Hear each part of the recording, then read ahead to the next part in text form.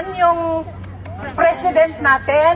Bakit patuloy na imbestigahan ang flood control?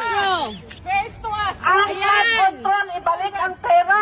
Binibilin nyo na lahat ng mga congressman, mga senador, at ang mga justice system. Mahiyang naman kayo!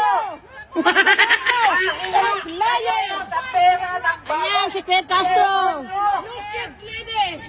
Bring back the money to the poker of Filipino!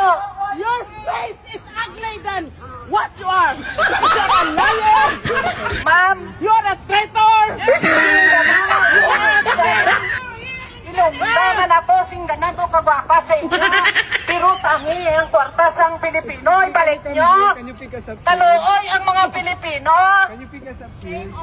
Ginaubos na ninyo ang kwarta sa flood control. Please.